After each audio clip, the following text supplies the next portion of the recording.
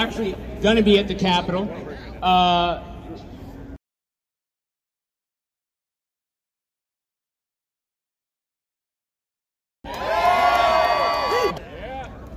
So anyway, I want to thank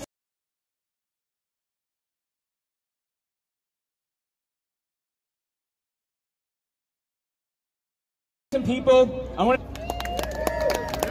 Who's been coordinating on the ground, a professional right over there. Patricia and Eric for the sound system. Huge shout out. Yeah, Eric! It's really tough to do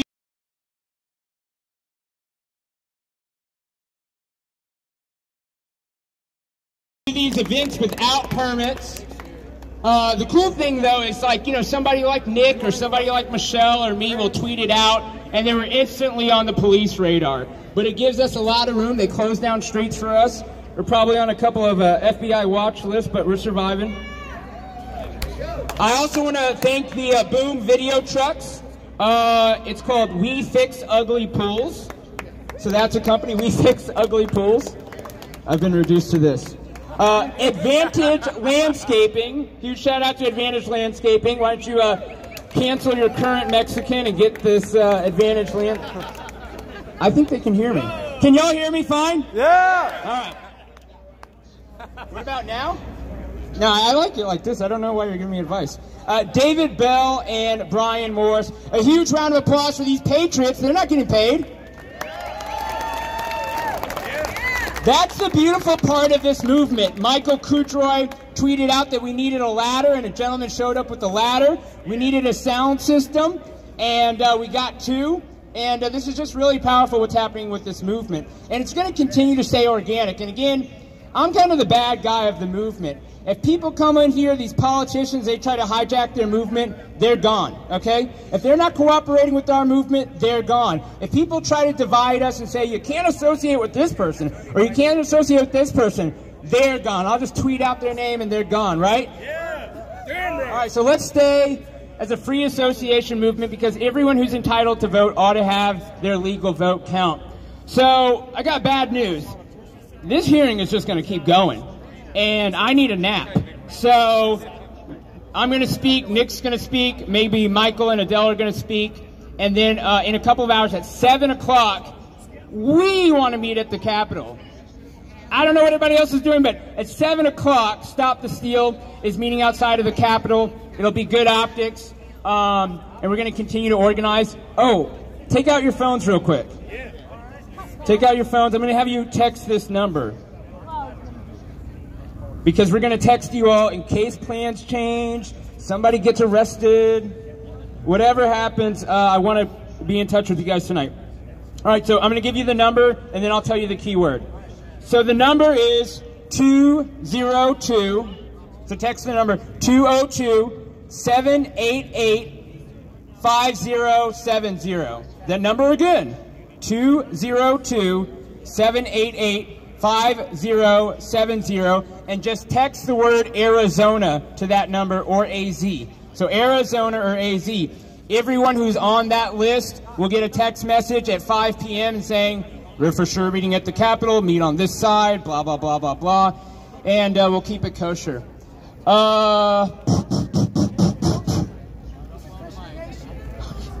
It's a euphemism, dude.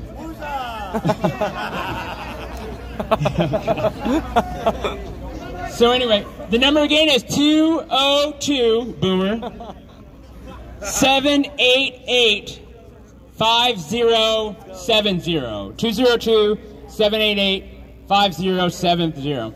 Now, I just want to tell you guys again, I don't really feel like giving a speech. I'm just like giving a bunch of random housekeeping items. We are going to organize in Arizona, because all these sons of bitches on the elections board who had subpoena power, they're gone, okay? All four of those Republicans, they're gone. Doug Ducey, he's gone. Marshall Ford, thank you for the diamond. What's happening behind the scenes, and again, I'm just like talking out loud, and maybe I shouldn't say this stuff. We're going to use this hearing and your presence here as leverage. So over the next 48 hours, there's going to be a private pressure campaign on State Senate President Fan and Speaker Bowers, and we're going to see if we can get some of what we want, and if not, then they're going to have a caucus meeting and they're going to throw them out of leadership. So we're going to do whatever it takes to win, and we'll tear this whole damn state apart if we have to. The Republican voters are pissed off at the Republican Party. Now, in January, we're going to be launching an initiative, and I'm actually going to be talking to Nick about this soon. I've talked to Alex Jones about this, there's all kinds of factions in this new emerging online world, right? There ought to be a caucus of America Firsters. There ought to be a caucus of InfoWars. There ought to be a caucus of Stop the Steal. And we ought to agree to attend these county party meetings, these district party meetings, and not run against each other while we throw out everyone who isn't rowing in our direction. So it's unbelievable though. 50 people per county works out to about 162,000 people across the United States. I think we're bigger than that, right? So 162 people across this country can take over the entire RNC. And I was sitting with a guy I've known for 11 years. I'm not going to mention, which state he's in, but he's a state party chairman. He's a former elected official. And I told him, I said, look, dude, you're up in May. If you don't even put out a tweet supporting my movement, you're gone. In March, their county conventions start. And this is what they're afraid of. They're afraid of a nerd who's going to empower the grassroots. The Ron Paul movement, that failed. All this stuff failed because we didn't know Robert's Rules of Order. We didn't have the calendar of when the party meetings were. So what I'm going to need from everybody in January is to buck up, show up. We're going to hire a full-time parliamentarian, and we're going to challenge these parties. And when these parties try to kick you out, or they try to say, oh, we can't find your address on the rolls, we're going to fucking sue them, okay? We're going to take over this whole party because Ronna Romney McDaniel, who has complete bagel energy, she was supposed to raise all this money for Trump, and then she didn't. And then she's in Georgia saying that we need to focus on the runoff, and we'll worry about Donald Trump's race later. How the hell does that work out? How are you going to worry about Donald Trump after January 5th? These Republicans are liars. They're lying to you. Worse, they coordinated Don Jr.'s stupid-ass consultant arranged a bunch of hit pieces saying, oh, they don't want people to vote in the Republican runoff. The Republican voters don't want to vote in a runoff they think is rigged, right? So we're saying throw them a bone. Fix the elections now. Why not call a special session now, right? So, for the record, I want everyone to vote in the runoff, blah, blah, blah, blah, blah, disclaimer, disclaimer, disclaimer. But the Republican Party needs to be responsive to its people or it needs to be burnt down. And I've never been an accelerationist, and I still think that we can take over the party, but I am just like sick and tired of shilling for them, okay? And so Ronna Romney McDaniel, she has to go. Go to stoptheseal.us, click the button that says call your RNC member, and here in Arizona, you tell Kelly Ward, she's a good one, but tell the RNC committee man and the RNC committee woman that if they are tweeting about Ronna McDaniel's race in February, then they're not focused on Donald Trump's race. If they're tweeting about the Georgia runoff race, they're not worried about Donald Trump's race. If they're not worried about Donald Trump's race, they're not worried about our votes, are they? Yeah. Right, so let's put some integrity into this election. Let's stop shilling out for people who aren't doing damn dilly squat for us. And with that, I'm going to invite Nick Fuentes on. Yeah! We are first! America first! America first! America first! America first! America first! America first! America first! Yeah, Rouse hyped. Rouse hyped. Good evening, everybody. Stop the steal! Stop the steal! Stop the steal! Gotta cover up for the bad optics there. Good evening, everybody. That was something wild. Yo, it's like you're in the ring. We got this little Ralph post. in one corner, Wooza in the other. Who's going to 7 o'clock at the Capitol? And are you going for Stop the Steal or a candidate? Alright, I'm just gonna smash that guy's face in the dirt. In Minecraft. Alright, hello Phoenix once again. Good evening, everybody. We were planning to speak after these hearings concluded, but the hearings just go on and on and on, and that's okay. When I spoke here earlier today, there were a lot more people, and then everybody went home. Thank you all for not going home. Thank you for being here. Really. Because that's the kind of commitment that it's going to take from all of you to save this country, honestly. It's going to take people who are not just going to come out on Saturday and say rah, rah, rah at the rally, but it's the people that are going to go home and they're going to continue to think about this stuff. And they're going to continue to work to stop this stuff. And in truth, I look at this crowd here, the remnants, the people left over from earlier. It is this smaller fraction, this crowd of people that stay here and truly believe it's that kind of group that is going to make all the difference. It's a group like this that is going to be doing the work to make the changes. So thank all of you for sticking out here.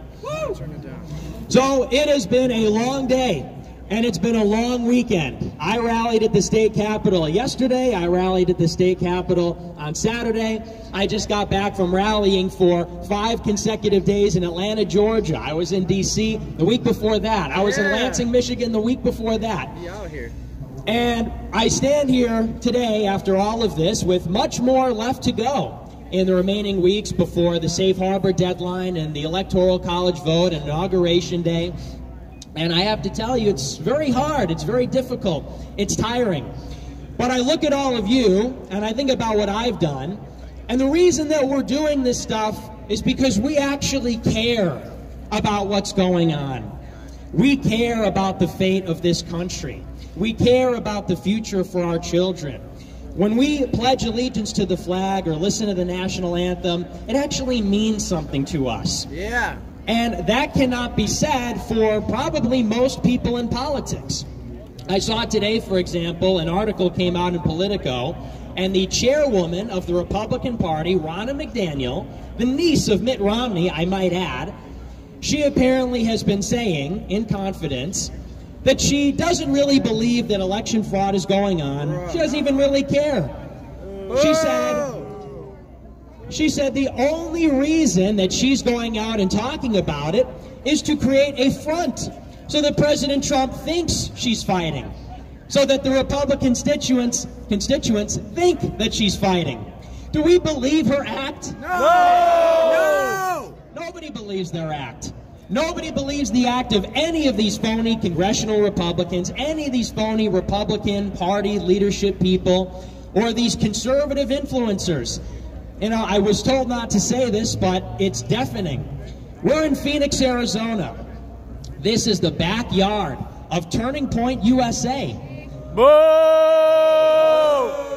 Now, I live in Chicago. I flew here from Chicago to Phoenix to say that Arizona Republicans' votes should be counted for President Trump. Yeah! I flew in here and I bumped into Charlie Kirk at the airport. He was Where getting into is a he? Prius. Debate him. Point is, he's here. His headquarters is here. He's raised how many tens of millions of dollars off of selling access to President Trump and President Trump's family. So he's got no shortage of resources. He's got no shortage of time. And he's here. But he's not here. He's in Phoenix, but he's not here in the streets where it counts. Whoa! Where are you, Charlie? And the point is this: why do we have people like that if they're not here when it counts?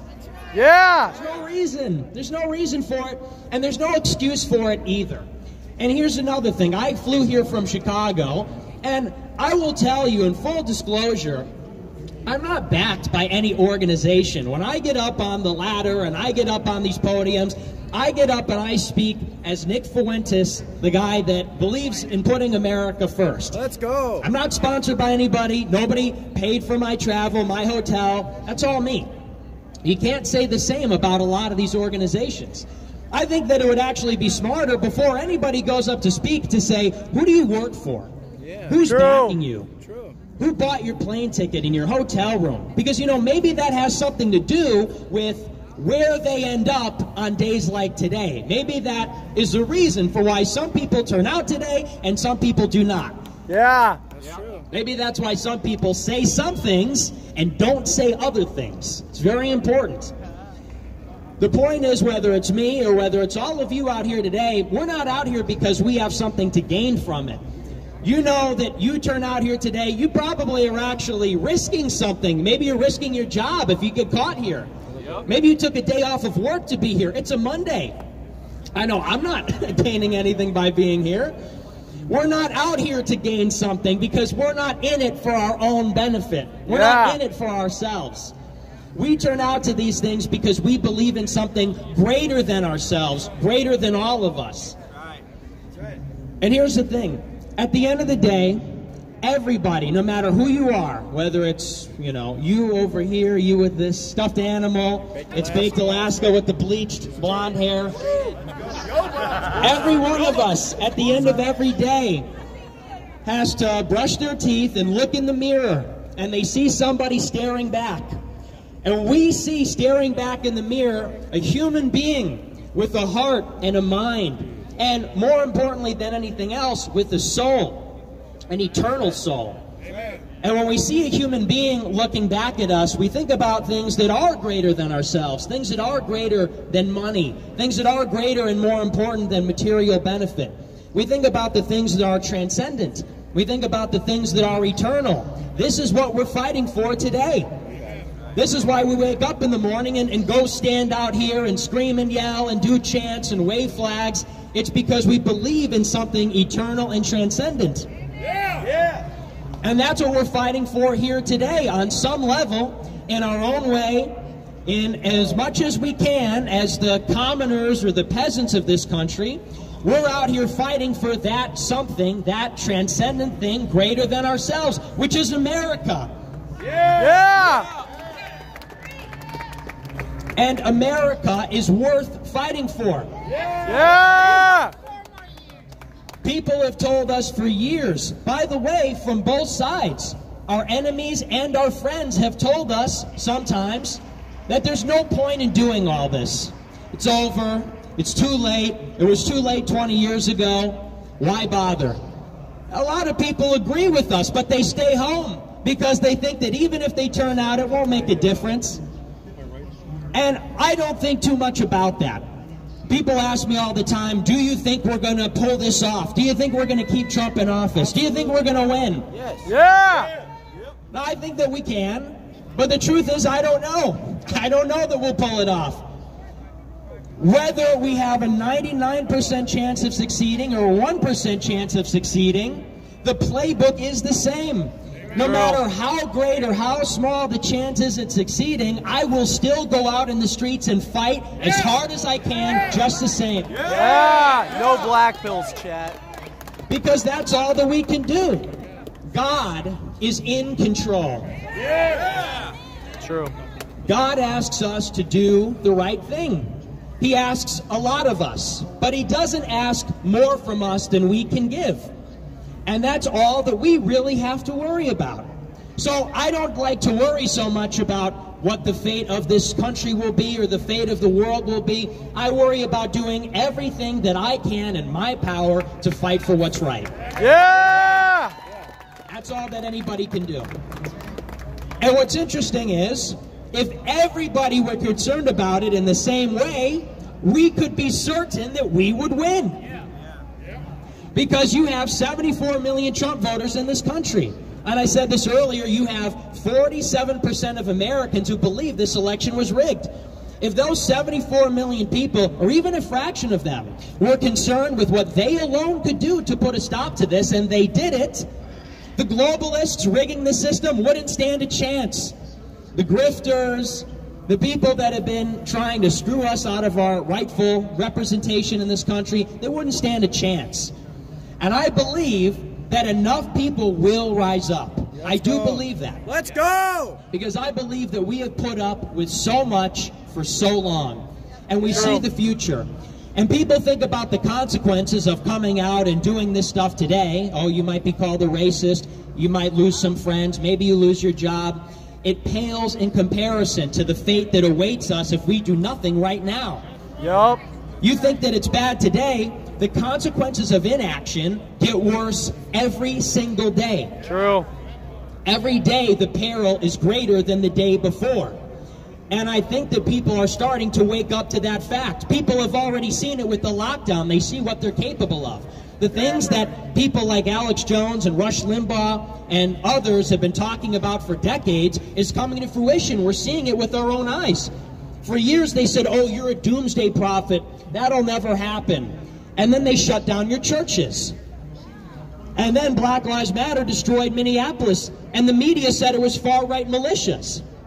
And then they rigged 7 swing states with millions of mail-in ballots, and they had the collusion of big tech and the media to cover it up. So it's happening. It's happening right in front of us. People see it.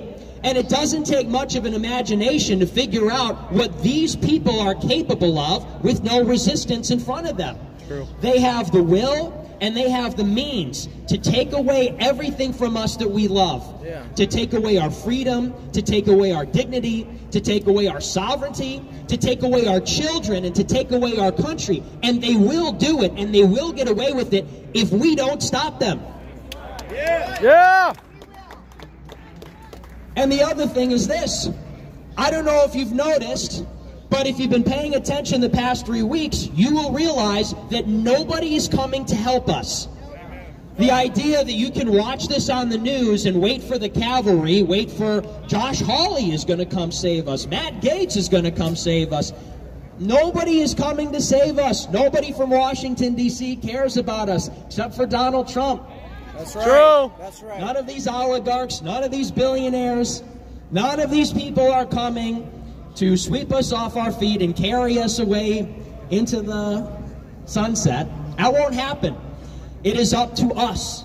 We have to do it. We have to save ourselves. If you're wondering who's going to save us, it's you. It is you listening to this right now. If you're watching it on a live stream, if you're watching it right here, it's you. And it's nobody else. Nobody else will do it. We the people, that's right. That's how this country was founded. It was founded by we the people rising up. We didn't ask for permission. We didn't wait for somebody else to come in. We had to do it ourselves. But you know what? Americans are pretty good at that. And we've done it many, many times over the past few centuries. And we will do it again this year.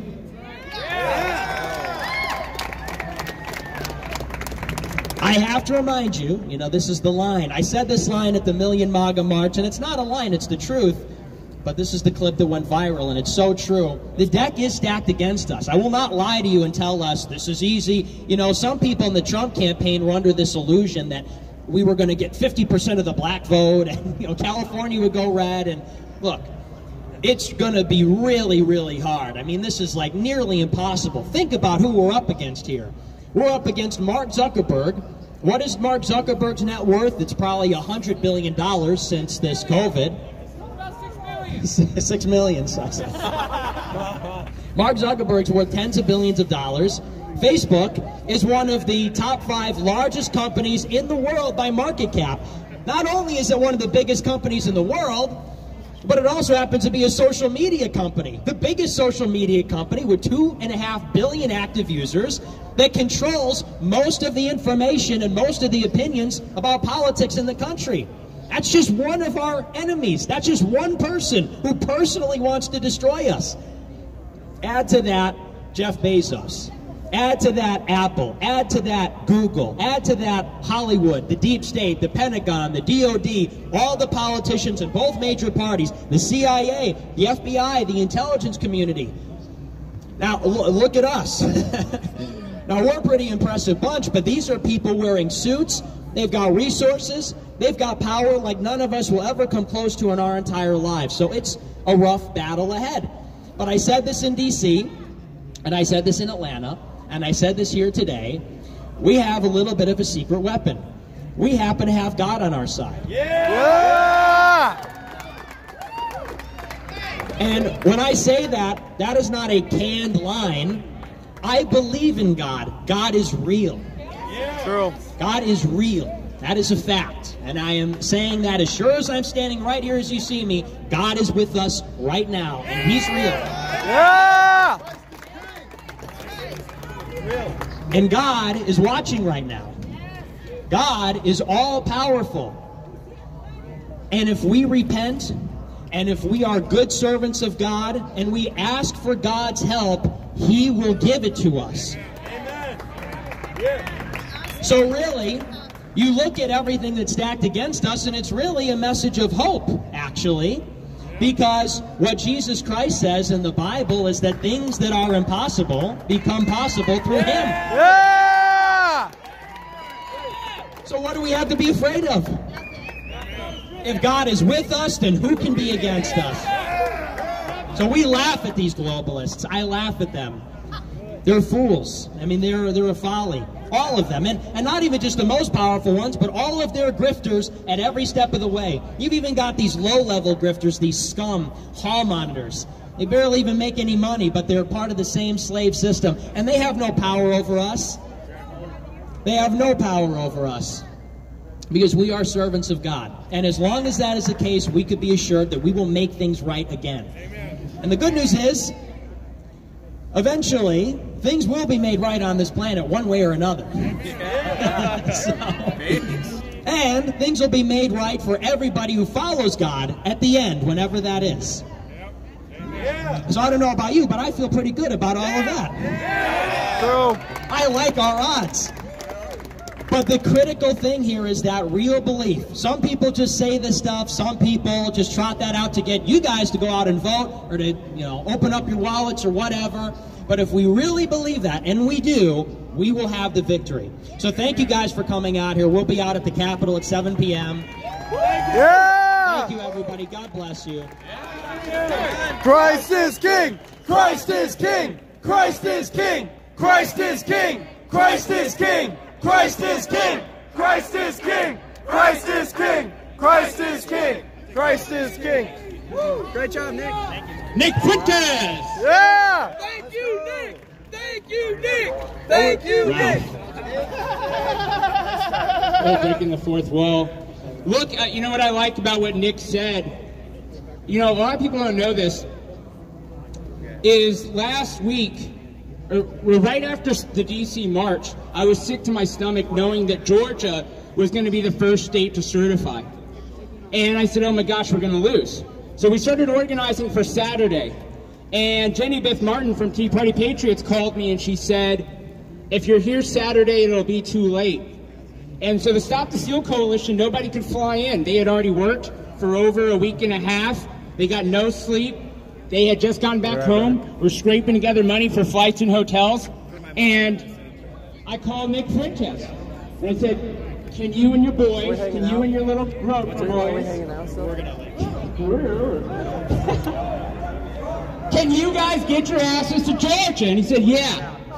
And he didn't ask for money. He didn't ask for his flights to be covered, his hotels to be covered. He said, I can be in Georgia on Wednesday. 07, and then I called up my other buddy, Alex Jones, and I said, can you be in Georgia? Maybe, but and he said, we're heading out of here, so. And so Alex and Nick, see you all later. Wednesday, Thursday, we're Friday, dipping. And we lit that state up. So. And so, this is a band of misfit toys. We have Mommy Malkin on stream, very bass, very red pilled. We're gonna head out though. But 7 o'clock at the Capitol, we should be live again. So see you later. 07s. Thanks everyone for the support, and we'll see you later.